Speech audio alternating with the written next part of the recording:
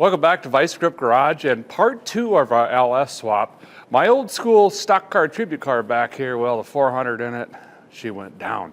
Trying to make some cheap and reliable horsepower by swapping in this LS1 out of a 1998 Corvette. We're going to continue on today by stripping this down, cleaning it up, dressing it back up, getting it mated to a transmission, and hopefully fitted back into the Monte Carlo by tonight. Great.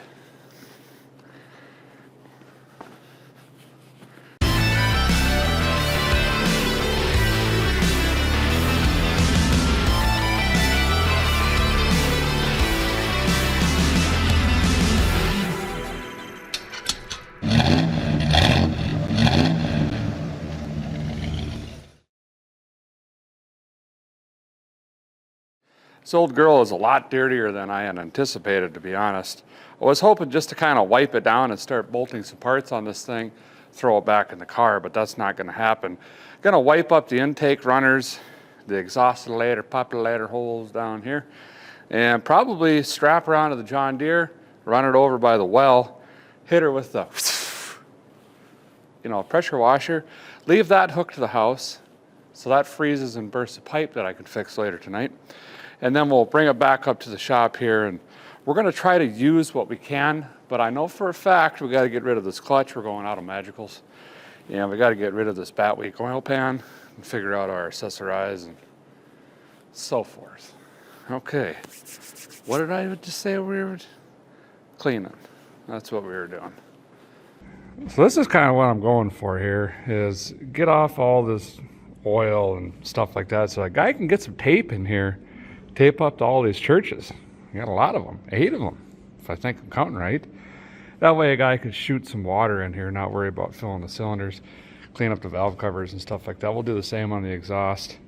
I'm going to pop this off before we wash it too. I think I'm going to pop the starter off too. I got to put a new sensor in, and then we really got to clean up. Must have had a oil pan leak, you know. You can tell because of the way that it is down here. Not so much here, but there. I guess I could take this off. All the hoses I cut. I don't know. That's what we're doing. Duct tape. Very sticky. I wish Christopher Watkins would just, narrate my every move every single day. Boy, that'd make me happy. I think I gotta try to find some degreaser or something. Soakalize this down a little bit, make it easier. I gotta decide if I want to paint on the aluminum stuff, if we're leaving that. I don't know. If we painted it, we could kind of hide her in there a little bit more. Make it look more like an old school engine. I could even get something for the coil packs here. Hide them up. It's a thing. You can do that. It's real. I've seen it. Dirt is in the way. Sneaky. Yep. Yeah. Oh. All right. It's going to be interesting to see what's left of this clutch, because I peed on this thing like a cabin screen door. I'll tell you that much. Bunch of clutch material falling out already. That's good.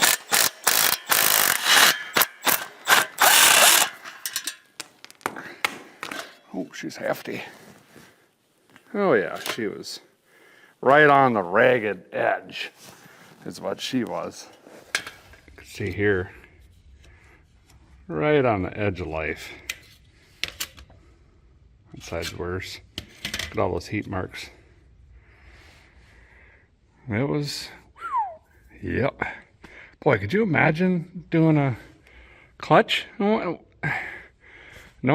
just start over, I guess, different car. Time to trade it in. Let's get this off. Aha! It appears rear main seal was not so sealing. So we're going to take care of that while we got her out too. Mazel, you can see what kind of mess it is getting back here. And I think that's going to do for the strip down. We can get her hooked up to the tractor, run her outside, and clean it up. Okay. That's great. Pressure washer froze and broke. Awesome. Well, per vice grip, usual, did not go as planned, but got it a little bit cleaner. Not really. No, waste of time.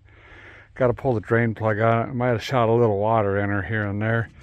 Let all that dry out. Going to run into town. I think I'm going to go ahead and pick up a reman starter. Just because it's going to be a pain after all this is put together. Miles will take care of that now. Get a new snake belt, a couple other small things. And let this dry. And then we should be able to tow her back up to the pole barn and start assembling stuff. Got her back in the shop here. Popped off the old cover here. I got a friend of mine that does a lot of these Lumini scoliosis engines, or LS for short. And he says trying to press in new seals is a bugger, and they usually just leak or pop back out, or you're going to have an issue. And it's just better to buy this kit, which I did, and it comes ready to rock, and just boop, put that on, and we'll be done. So I'm going to heed his advice and do that. I'm going to run a little bit of oil around this here just so it's not dry and plop it back on. We're going to keep the oil pan bolts off because we're going to be swapping this oil pan here in a minute as well. But I needed to get this done before I get it onto the cherry picker, or not the cherry picker, the stand of the engine right there.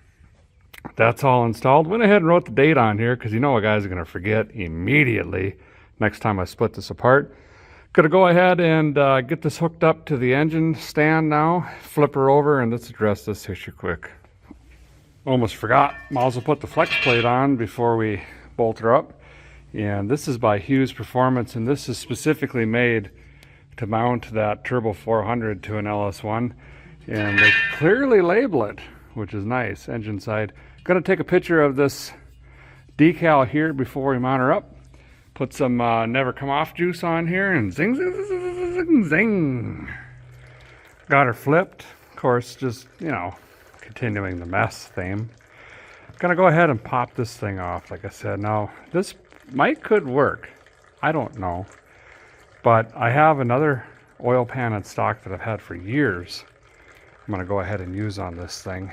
Clean it up a little bit and give us more of the traditional deep rear sump look than the Corvette Batwing here.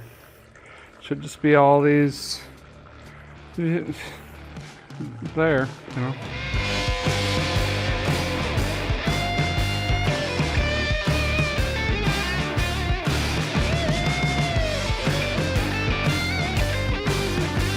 Guys, got the old outfit off here, and I just had to show you this. This is pretty remarkable. 144,000 miles on this engine.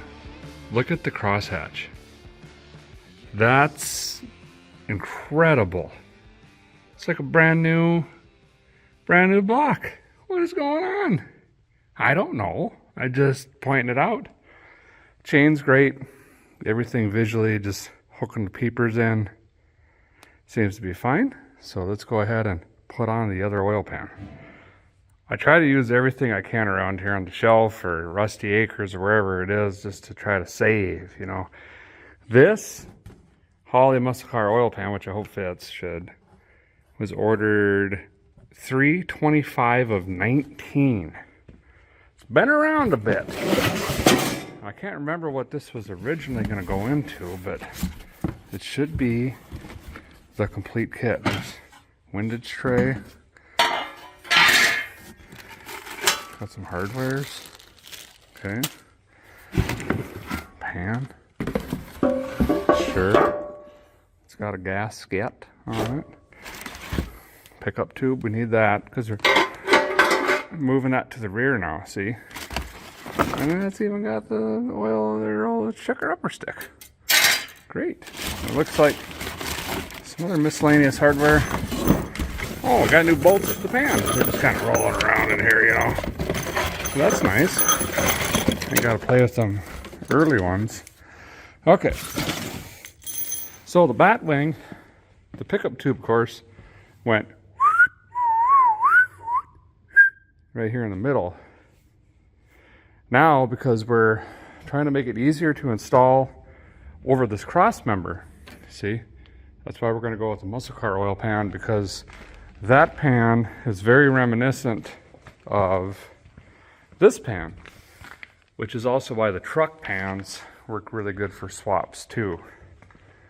Those are good for, you know, low clearance stuff like that. But anywho, some ways, I'm going to test fit this up, make sure we're good, get this bolted up. Chad stopped over, he's helping me out. He's the LS guy. So first thing we did was undo everything I did and then redo it the right way.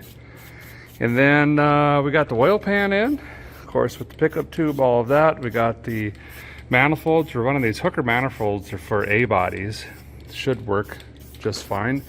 He's rebuilding the pulleys right now, and he just rebalanced this as well with new rubber.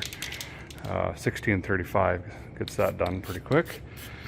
We got the coil packs on. We did a lot of cleaning with the brake cleans. We did a cam sensor, and we did a crank sensor, which I'm pretty positive was my issue with starting with the screwdriver thing, and you'd have to keep, you know, doing that. We're actually putting the harness on now just to save some heartburn, and then we can get a starter in. Coil packs are on, them are plugged in. Got all the cut hoses off. She's coming together pretty good. Now on this down here, we're using the Flowtech motor mount adapter Rooney bracketry to go from the LS to the old clam shells style. So how I did that there was I went over to the old engine and measured from the edge of the block to the edge, or the beginning of the clamshell, was 14 inches. So as long as this one, which it is also 14 inches, we can assume that when we put the Turbo 400 back in, the drive shaft length is going to stay exactly the same, because in theory, the car doesn't know that the engine is changing, right? This is going to go right back in the same place, and if this distance is still the same, then the tail shaft of the transmission stays in the same spot. This is what I'm talking about. So I measured from there to where it used to be was 14 inches. So I'm hoping we can just bolt the old drive shaft right in, and we won't have any issues there. Oh, I still got to take this AC pump stud out.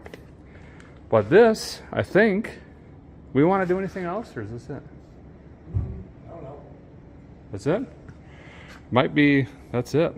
And then next I got to go get the transmission. We'll get that mounted up and then see if I can get this rassled into the rig.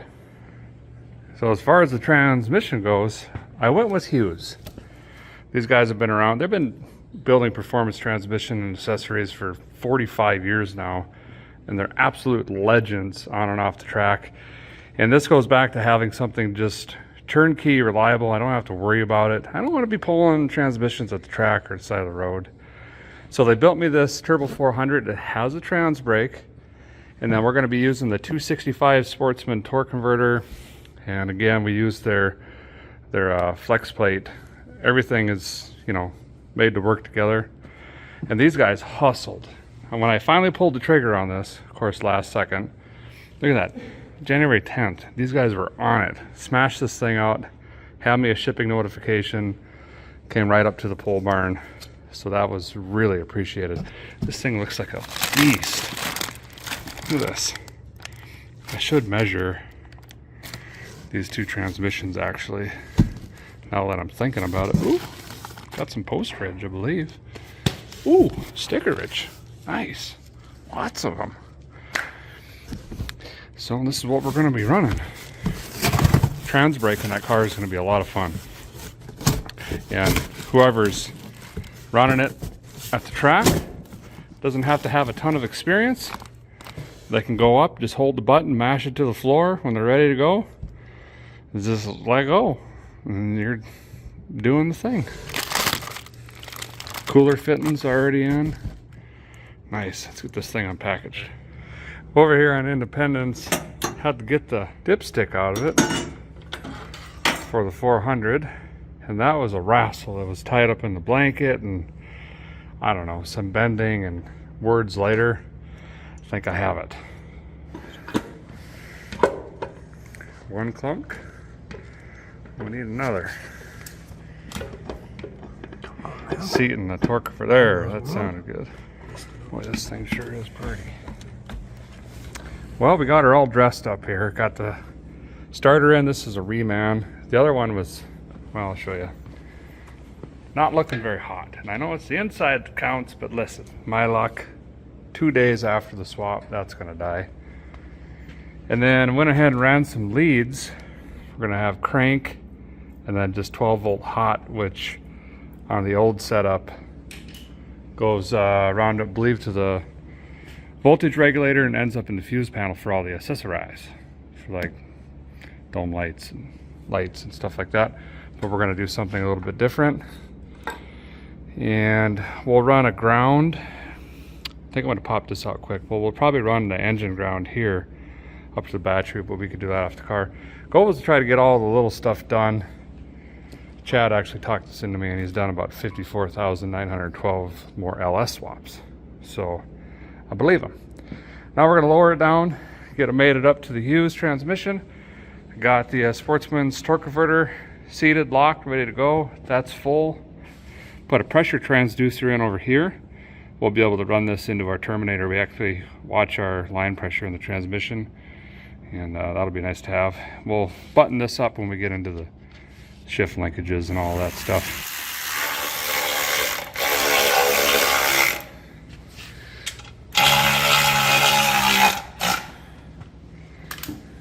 Got Earl leaking out of the, must be from the filter connector. Looks good.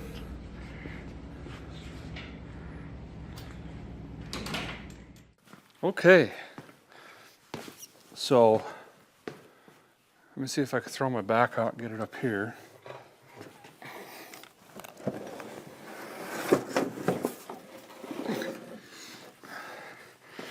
My cardboard didn't work.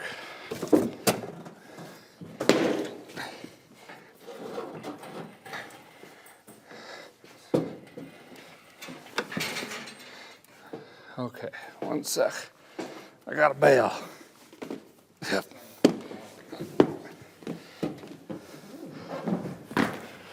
Oh, we're only really crooked. So we gotta go. How's that? But now, I don't know if I can.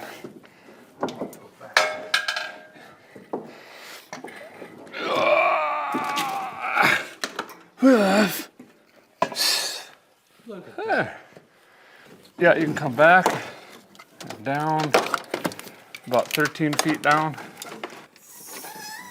Okay, backage, downage. Okay, down, back, down.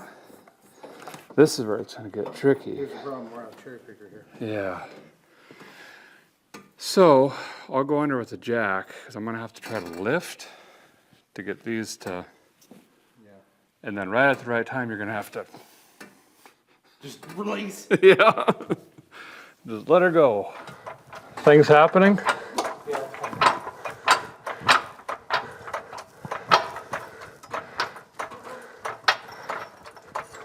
That's all the jack I got.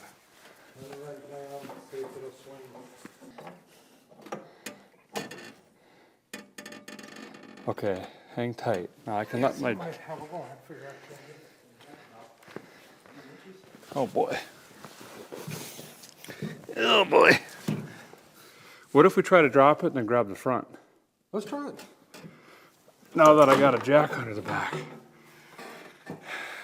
Fun things with the A-bodies. This is what I went through getting it out. Yeah, it should sit there. Nice. Is fronts on these. They're so long. It's so long. Haven't you got a forklift? It don't go forward. Oh, Parts on the way. that's it. A little bit That more. defeats the purpose of a forklift. I know. Hey, it's doing the thing. That was it. We're so close. We're like 1.1 over here, and even less on this side. We're kind of in here. Cattywampus.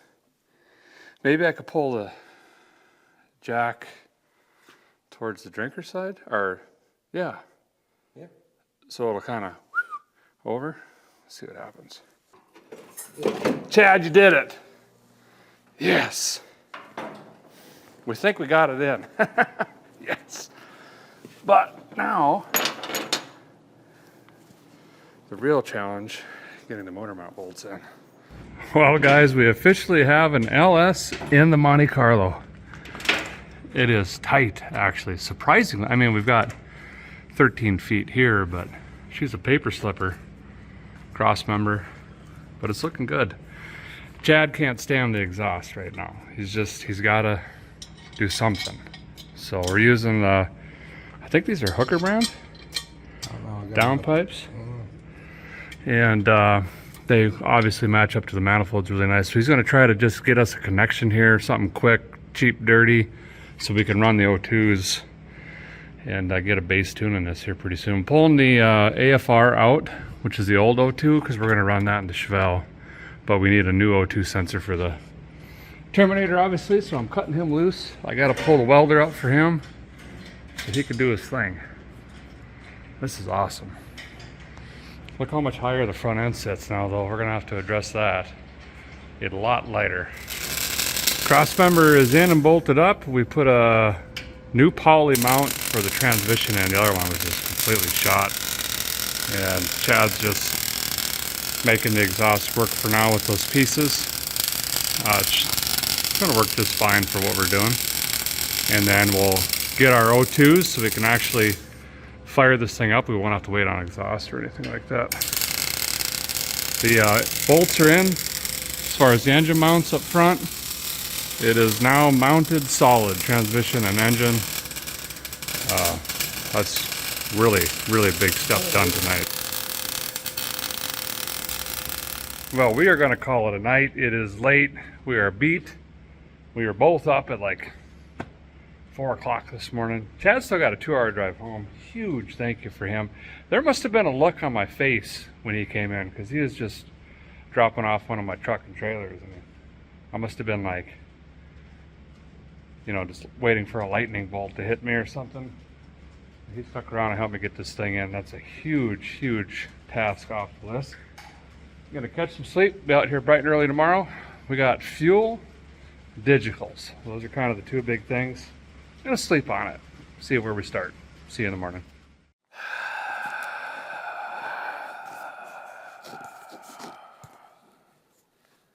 Morning.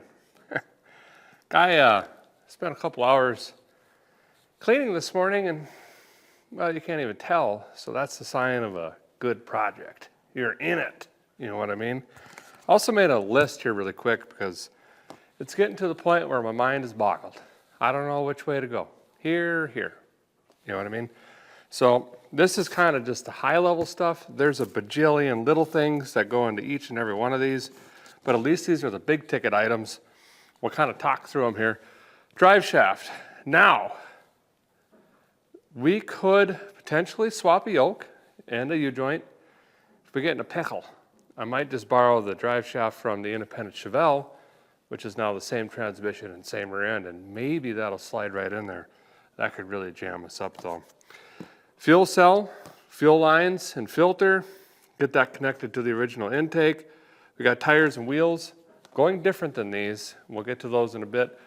These Goodyear Eagles looked awesome, but they shook the brains out of my friend Chad and Haley when they ran it last sick week. You just can't balance them.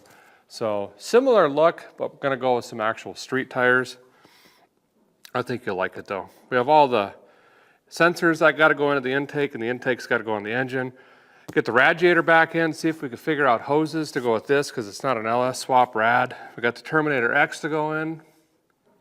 There's a couple wires to go with that. We're going to clean and reuse the old injectors, try to save some money there. Going to put a shifter in if we have time. Power steering lines. This morning, Jessica and I jumped in the Hemi half and blasted into town and dropped the lines off. Try to get a combination of the old fittings on the actual gearbox and the new fittings on the Corvette pump. So hopefully all that works seamless and we don't have to custom make anything. Get the alternator back in, figuring out the wiring there. Get the belt, that's all gonna change. Got a wire and a trans brake. And then once we get the Terminator X in, we'll have to come in and program the trans brake with a 2-step. Probably gonna have to lower the front end. Again, I mentioned yesterday, it's sitting quite a bit higher, and I'm afraid it might look goofy with the new profile tires we have. And then a hitch. I want my friends to take this on sick week again, and they're gonna need some sort of trailer or something, because if we put a fuel cell in it, there goes the trunk. Whoops, that's what they did last year. I think where I'm gonna start this morning, why don't we start right at the top of the list, Driveshaft, because if this one doesn't fit, I gotta figure something out now, because it's coming very quick. And if it goes to the shop, it sits there for a week, that ain't gonna work.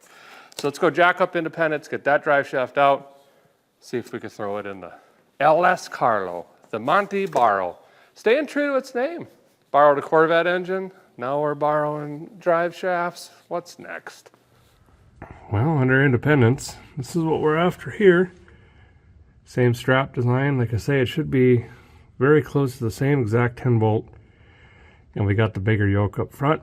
So I'm gonna knock this off quick, and if we end up using this, I'll just get another one made for independence, which the drivetrain is going to be changing anyway in the future. There's something to look forward to. Okay. Yeah, that's that big beefy guy we need right there. This has all new U-joints and stuff and been balanced, and should be a good shaft. Now, this will hopefully fit perfectly. Good there. Come on now. Just give me a break. It's not looking good, fellers. It is not looking good. If I raise the car, I might be able to, but the shaft might be too far into the transmission. We don't want to break stuff. If this goes forward. Let me ponders. Uh-oh. So here's the situation.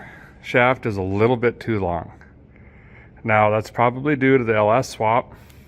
It's brought back just a little bit more compared to the traditional 400 and big block in the Chevelle. Now, we could risk it and pinch it in there, but as the suspension articulates, it also actually drives it forward. And what I don't want to have happen is the output shaft driving into the back of the transmission. You can cause a lot of issues, and obviously I don't want to hurt that brand new Hughes transmission. Now we have a ton of engagement. You can see the lip seal comes way back to here, and this is splined all the way through. And we have, I'll show you on the transmission, we've got some nice shaft showing out here as well. So we're getting lots of engagement, and it's not like we're making buckets of horsepower in this thing just yet. Just yet. You might be getting a hint with the transmission here and the bunch of room up here that something could be coming in the future. What in the devil? Okay. Ouch. Just sat on this. Okay, so can we just nip it off? Zip. Just a scoosh. Give us the room we need. Got it in the Expert drive shaft machine here. I'm just going to wheel a little bit off, hopefully.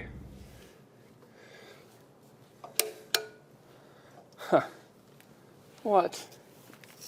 Where does this go now? I never seen something like this. Way over here. I already plugged this in. Zzz, electricity. Zzz.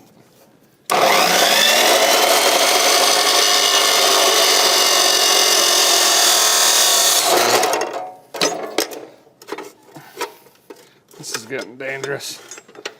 I like it. How do can I pin this way? Put that way?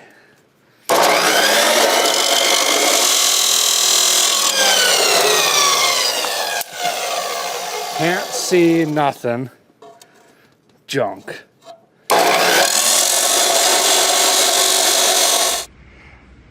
Drive shaft is trimmed up. Now all I got to do is just go in and clean this up a little bit. Put her back in. I think that looks just fine. Decided to go a little bit farther. I took some sandpaper, 400 grit and 600 grit, smoothed it all up, made sure there was no burrs on anything, and then smoothed this out here since we have a farther reach on this shaft. You can see where the old seal was. I didn't want it to tear up that seal. And then I put some Ultra Slick on it, gooped her up a little bit. So now we'll go jam it back in. Something I did not expect, that of course happened because vice grip, you know, is that shaft that was in the Chevelle is a small 1310. This, for whatever reason, the Landau had the bigger U-joint, the smaller series bigger joint. So they're wider, same cap, they're just wider. This is out of that rear there. So now I got to run into town and we'll mic this out and measure it. Same with the drive shaft. And I used to call them a B-word joint. I think that's what every mechanic calls them. But basically they're one cap size and dimension one way and another cap size and dimension the other way. And that's the only way we're going to make this happen. And hopefully I could just pop the U-joint in myself instead of taking it to a shop and having them deal with all that. Unfortunately, drive shaft project incomplete at this point. I'm gonna run in the town, I'm gonna fly back, and we'll start in on the fuel system. Oh, hey there. Guys back from town. I dropped that hot mess of a drive shaft situation off with O'Reilly's there, my commercial rep. Donnie's got it. Donnie's gonna figure it out. Those joints do exist. Might just take a day or two. So, great news is we're not crossing that off the list. going to the next thing. Fuel. So obviously moving up to the L of the S's, we need some sort of digital pump on this thing. The old mechanical pump's not gonna work. So we're gonna go ahead and put a fuel cell in a digital pump inside that fuel cell and use it for this rig because I already got it on the shelf. Actually, true to the Monte Carlo theme here, we're gonna borrow that from Independent Chevelle once again, but we're no longer using this one. It was its first ever fuel cell. We quickly learned about G-forces and baffling. Well, this one, we're not doing slidey slides and figure eights. We're just doing that. So it probably should do pretty good. Now, as far as the gallons per the hours and the PS of the eyes, should be fine. We're just running pump gas, not any ethanol or anything like that. So according to the spec sheets, yep. And then we could drop the fuel tank out of this because race car, throw that in the trunk. First thing I'm gonna do though, we're gonna have to try to drain what's ever in this tank. There could be fuel. I don't know. Let's find out. So here's the plan. I don't have one.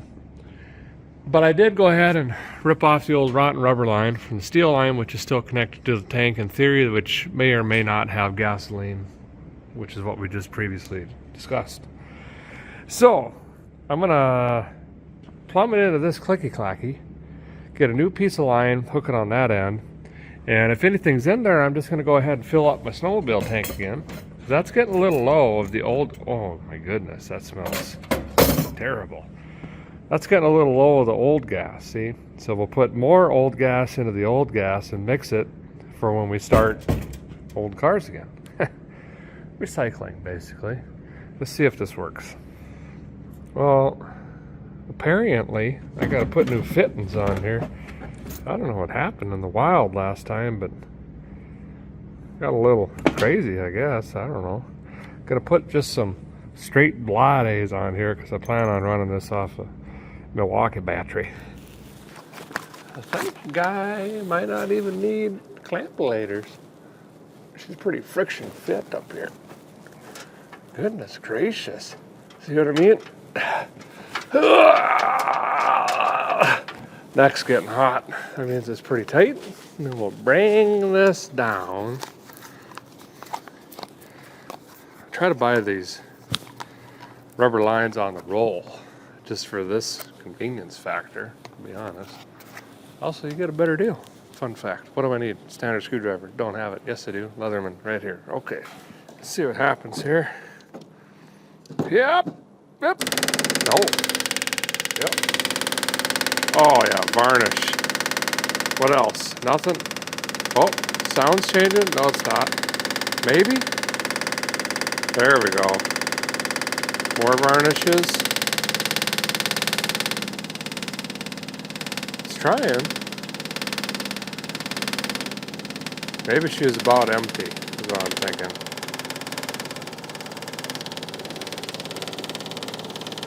These pumps are really meant to push, not pull, so. We'll let that clicky clack for a while. Well, that's clicking and clacking in the background. Here's that fuel cell I was talking about. You guys remember this one? It's the OG. Just been sitting on the shelf. And it's all new. I mean, we only used it a couple times. And this is a pump we can use. Should work just fine. We've got fuel in and out here. Should be empty. Maybe just a scooch of something in there. As far as wiring goes, no idea. We'll figure it out again. Even has the bracket try. This is all homemade brackets that I did back in Wisconsin, but they work great. We just need some caps here, maybe a rollover vent, just a vent. This is also a GM 0 to 90 sending unit, so that's nice. We could still plug that in. So we'll probably go ahead and drop this tank first once it gets done emptying out. Get it out of the way. We can also get the steel line out. Don't need that where we're going. And then we can lower the car down and probably mount it up first and lift her back up, start running lines and stuff like that. Well, that looked pretty good. I got about, 8-9 gallons of new bad gas. So that's pretty good. Now the great news is the tank now when dropping it isn't going to crush my neck and drop on the floor and then spill 48 gallons that I just smear around and hope doesn't light on fire. So it's a win-win. Now, as in with most BOPC rigs, we just got to knock these 2 bolts out right there and there, lower these straps, and it'll come right in our teeth. Of course, we got vent, feed, and return up here, but I can actually just snip these because we're not going to be using any of those going forward. And if you're lucky, you can relax the spout up here on the frame, get your bearing, and then bring her down. You know what I mean? I'm gonna snip those first. I'm gonna put some juice on these quick, and we'll knock it out. Yeah. Oh, all right. Yep.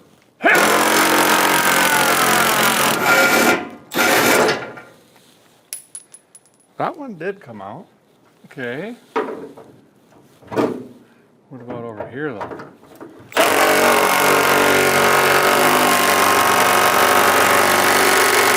Ah! Need more horsepower.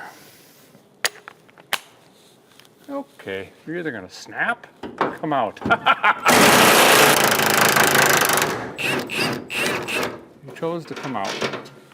Good choice.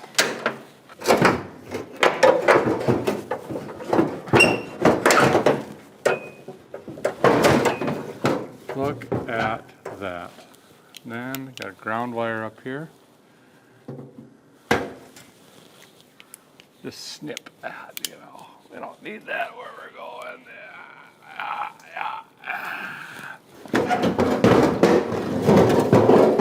Since we drained it, nice and light.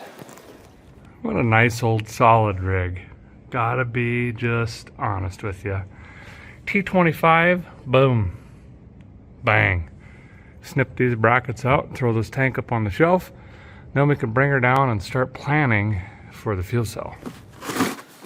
Oh, great. Well, a guy did decide to get in here and clean this floor up. It's just too nice to ignore.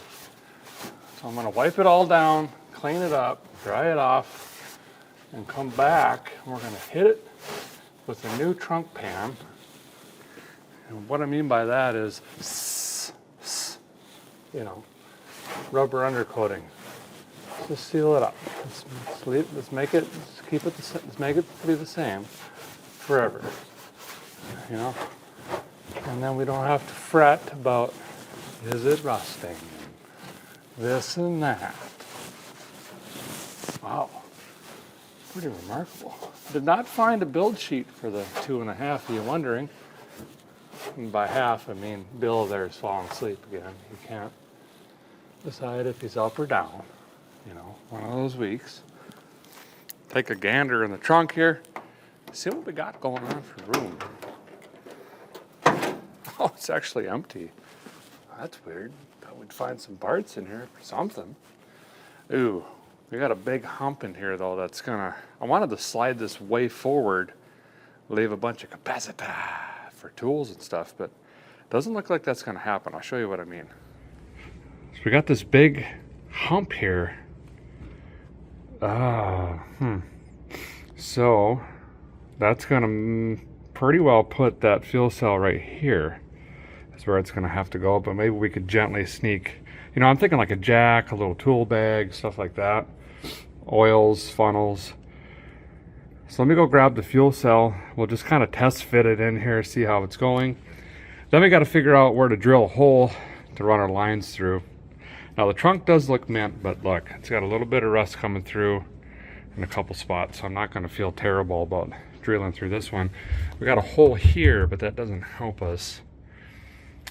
I know like Chevelle's, they have a couple different spots we could have used, but we'll probably end up going like right there-ish, is what I'm thinking. There is a little bit of something in here. Guy ought to drain that out just in case it's ethanol. Yeah, oh yeah, it's ethanol, I can smell it. Okay.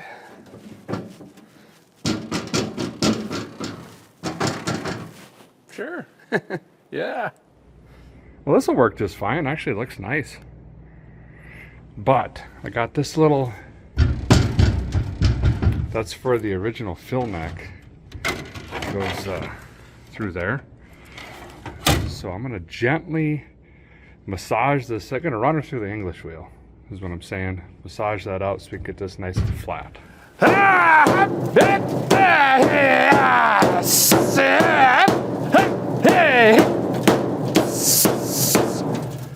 That looks pretty good. There we go. Let's put a happy little hole right here. Sure. One right about here.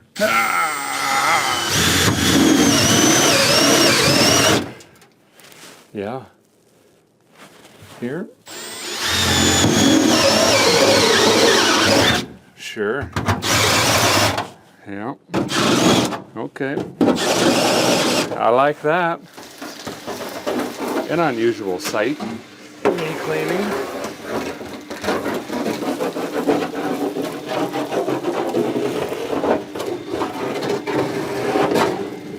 Dumped out, I mean, recycled the old fuel. Look at that. Gonna use some flange hardware. Perfect. There we go. Yep.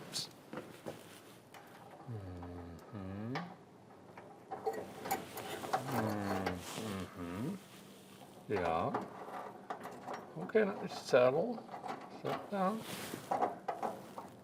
Trying to be your friend. Yeah.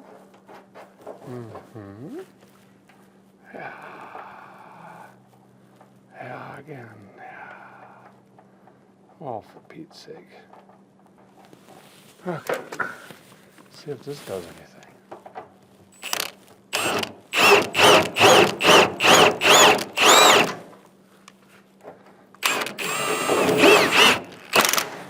Ha!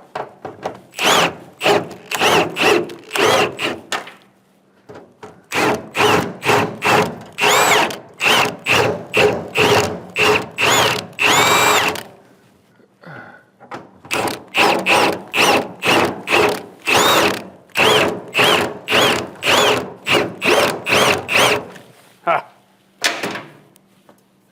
Fuel cellage complete. So just looking under the car here, I think what I'm going to do is basically abandon the steel line on the drinker side, and we're going to move over to the captain side, because how that sushi roll intake works is there's a feed and return on the captain side. So it'd be best if we could come down this rail, swoop up in there somewhere, and just right in instead of trying to come over the engine or across the back firewall, which is already a nightmare of things there. But I don't have some fittings. I'm waiting on some fittings right now. Some O-ring fittings for a filter, and a quick connector for the fuel rail, and a couple other small things. Plus, I think I'm going to try to clean these injectors up some way or another. So we're going to wait to finish the fuel system at this time. Well, I think that's going to do it for part 2 of the Monte Carlo LS swap. I know these are a little shorter, but I'm trying to get them to you as quick as I possibly can. Stay tuned, because coming up next, Bring and Broom. We've got a tremendous amount of wiring to do. Switching up the computer a little bit, you're going to want to hear something about that. And then we've got shifter and the fuel system to complete, and we've got to figure out intake and cooling and just a whole bunch of stuff. Hopefully we can get this thing running here in just the next couple of days. Thanks for watching, guys. Appreciate you very much. We'll see you soon.